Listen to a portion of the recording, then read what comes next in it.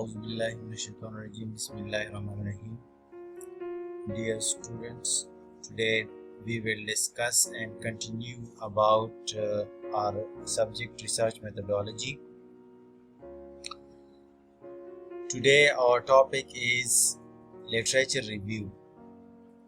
Once the problem is formulated, the researcher should undertake extensive literature review connected with the problem. Why literature review? Number 1. Assist in refining statement of the problem. Number 2. Strengthening the argument of the selection of a research topic. Suppose justification. Number 3. It helps to get familiar with various types of methodology that might be used in study design.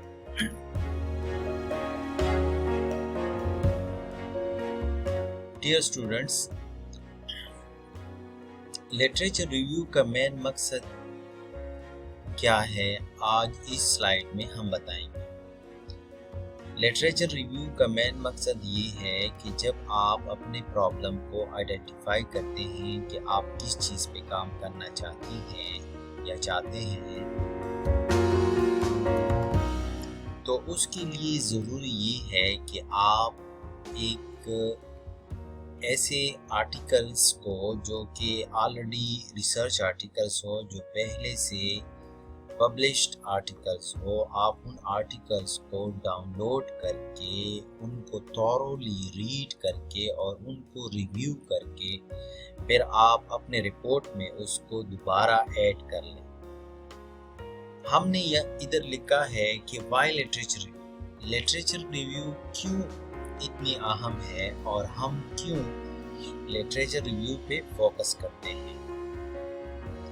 इसमें मैंने first point में कहा है कि हम literature review को इसलिए focus करते हैं ताकि हमने जो स्टेटमेंट दिया है जिस प्रॉब्लम के बारे में, ताकि हम वो स्टेटमेंट क्लियरली बता सकें। दूसरी बात ये है कि जो हम आर्गुमेंट्स करना चाहते हैं इस रिसर्च में, या जो हम ये रिसर्च करेंगे जिस चीज़ पे, उस रिसर्च टॉपिक को ये जो लिटरेचर रिव्यू होगी ये जो है ये फर्दर उसको इम्प्रूव करती है। नंबर 3 जो है ये हमें मदद देते हैं कि हम मुख्तलिफ में रिसर्च मेथडोलॉजीज़ को अंडरस्टैंड करें कि क्या क्या रिसर्च मेथडोलॉजीज़ हैं जो इस टॉपिक से रिलेटेड इसमें इम्प्लीमेंट हुए हैं। लिटरेचर रिव्यू के बारे में हम यहाँ पे थोड़ी सी एक्सप्लेनेशन करेंगे। Questions that can be answered bye a review of literature. सबसे पहला जो क्वेश्चन है वो हमारे साथ ये है, What are the major issues and debate about the research problem? ये जो हम रिसर्च कर रहे हैं इस रिसर्च प्रॉब्लम में ऐसे कौन से इश्यूज और डिबेट्स लोगों ने पहले से किए हैं जो हम नहीं कर सकते, या जो हम करने के लिए सोच रहे हैं, क्या उसमें कोई गैप है, या जो डिबेट्स इन्होंने पहले से किए हैं तो उसमें क्या प्रॉब्लम्स थे जो उन्होंने आइडेंटिफाई किए। फिर उसके बाद are there any gaps and knowledge of the subject, क्या इस सब्जेक्ट में कुछ गैप है, कोई ऐसी चीज़ है जो इन लोगों से रह गई हो। बहुत सी चीज़ें, रिसर्च तो बहुत ही वास्ट फील्ड है, you can do a lot of things in it, तो इसके लिए बहुत सी चीज़ें ऐसी होती हैं कि गैप्स रह जाते हैं, तो आपने उस गैप को आइडेंटिफाई करना है। फिर क्या है, how can I bridge the gap, मैं इस गैप को किस तरह लिंक कर सकता हूँ, या इस गैप को किस तरह मैं इसमें फर्दर एलोबरेट कर सकता हूँ।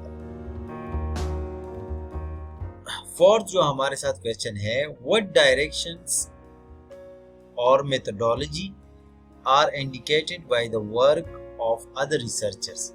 जब हम रिसर्च आर्टिकल्स पढ़ेंगे तो हम उन रिसर्च आर्टिकल्स में और रिसर्च जो लोगों ने कंडक्ट किया हुआ होता है उनके बारे में हम देखेंगे कि भाई वो जो लोग हैं उन्होंने कौन सी रिसर्च मेथोडोलॉजी है जो यहाँ पे अडॉप्ट की है और उसी रिसर्च मेथोडोलॉजी के बेस पे उन लोगों ने फर्दर इन्वेस्टिगेशन की है। नंबर 5 जो हमारे साथ क्वेश्चन है, what are the key theories, concept and ideas known about the subject.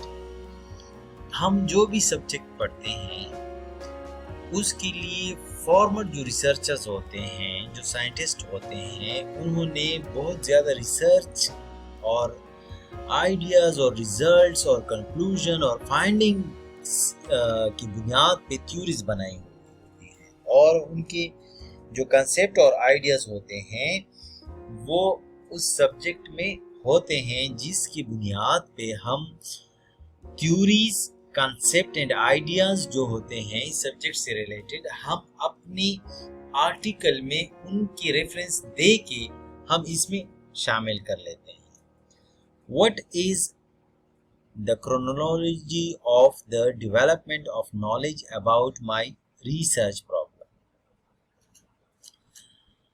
Chronology का मतलब ये है कि जो डेट और टाइम है और जो हमारा जो लॉजिकल जो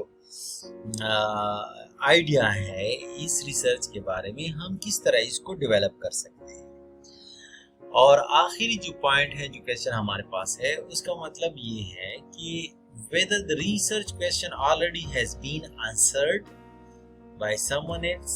क्या जो रिसर्च क्वेश्चंस आपके जहन में हैं ये किसी और ने इसके आंसर किए हैं?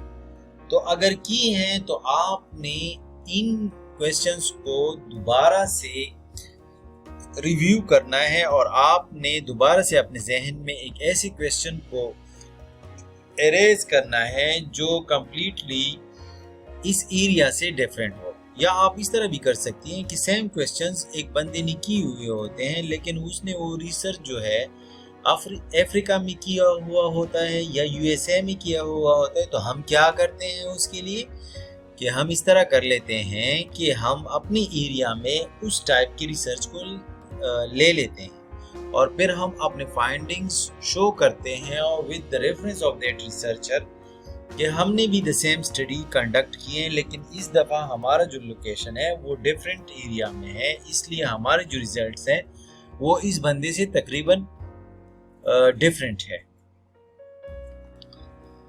लिटरेचर रिव्यू में असल सोर्सेज हमारे साथ क्या है, इस स्लाइड में हम लिटरेचर रिव्यू के सोर्सेज के बारे में बताएंगे।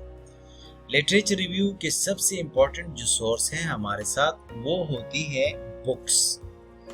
बुक्स में भी हमारे पास 3 कैटेगरीज हैं, जिसमें टेक्स्ट बुक्स हैं, जिसमें मोनोग्राफ्स हैं, जिसमें एडिटेड कलेक्शंस हैं। एडिटेड कलेक्शंस, मोनोग्राफ्स और टेक्स्ट बुक्स जो है they can also play a very important role in this literature review.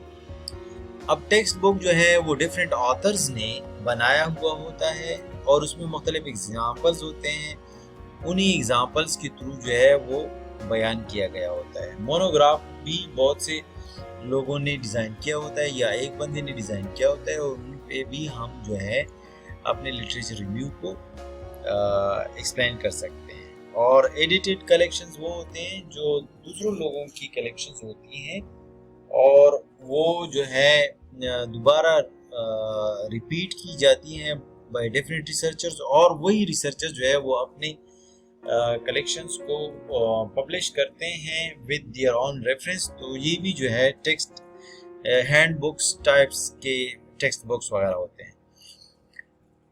Next जो हमारे पास है वो जर्नल आर्टिकल्स है।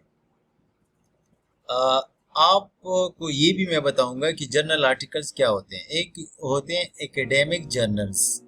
एकेडमिक जर्नल्स वो होते हैं जिसमें हम अपने रिसर्च जो हमारे एमएस या पीएचडी की जो थीसिस की रिसर्च होती है, जो हमें हमारे सुपरवाइज़र सुपरवाइज करते हैं और जो एकेडमिक्स से रिलेटेड हमारी रिसर्च होती हैं, हम उससे रिलेटेड अपने रिसर्च को पब्लिश करते हैं। इसमें दो किस्म के रिसर्च पब्लिशर्स होते हैं, एक होते हैं स्कूपस का और एक होता है हमारे पास आईएसआई इंडेक्स का।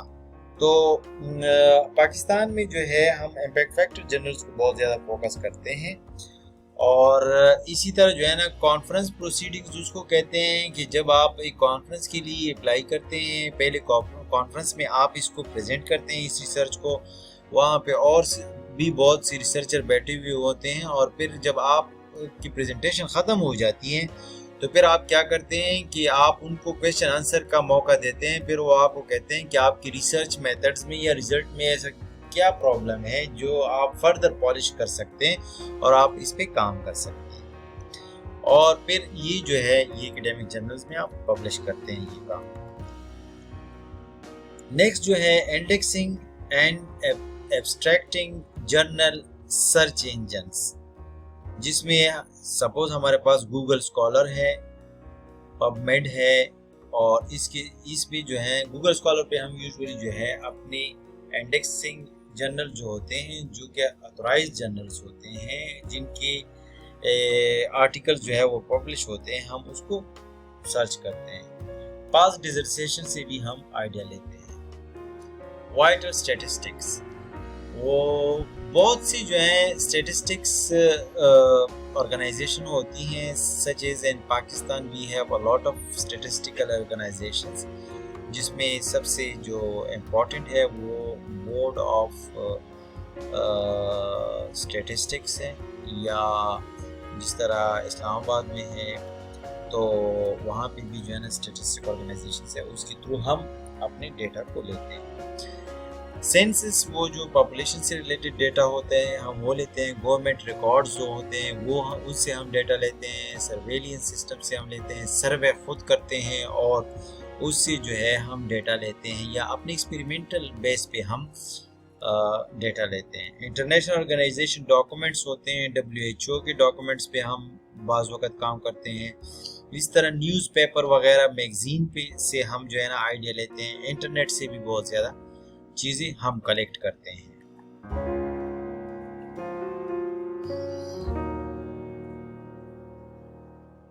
इस स्लाइड में हम फर्दर रिव्यू के बारे में डिस्कस करेंगे, लेकिन जब हम फर्दर रिव्यू के बारे में जाएंगे तो पहले मैं थॉरली इसको रीड करता हूँ, फिर उसके बाद जो है मैं आपको बताता हूँ कि हमने किस तरह अपने रिपोर्ट को डिज़ाइन करना है, उसमें इम्पोर्टेंट चीज़ें हमारे पास क्या है। लिटरेचर रिव्यू जो है वो हमने यहाँ पे 5 पॉइंट्स बताए हैं। Finding too much, finding too little, take thorough notes, look for references to papers, identify those authors. इसमें हम इस तरह करते हैं कि हम ये जो लिटरेचर रिव्यू है इसको एक सिस्टमेटिक तरीके से करते हैं, और इसको हम नेक्स्ट जो है अपने वीडियो में एक्सप्लेन करेंगे इंशाल्लाह। तो thank you for the time, अभी तक आपने जो टाइम लिया है, और अगर आपको कोई क्वेश्चन आंसर का कोई वो हो तो आप फिर मुझे बता सकते हैं। हम अपने व्हाट्सएप के ग्रुप के थ्रू जो है वो क्वेश्चन आंसर का सेशन जो है वो मैडम के साथ रख लेंगे, वो आपसे क्वेश्चन आंसर कर लेंगी और वो आपको उसके आंसर्स भी बता देंगी। तो फर्दर जो है हम इस रिव्यू लिटरेचर रिव्यू को फर्दर एक्सप्लेन करने के लिए नेक्स्ट वीडियो पे जाते हैं इंशाल्लाह। Thank you.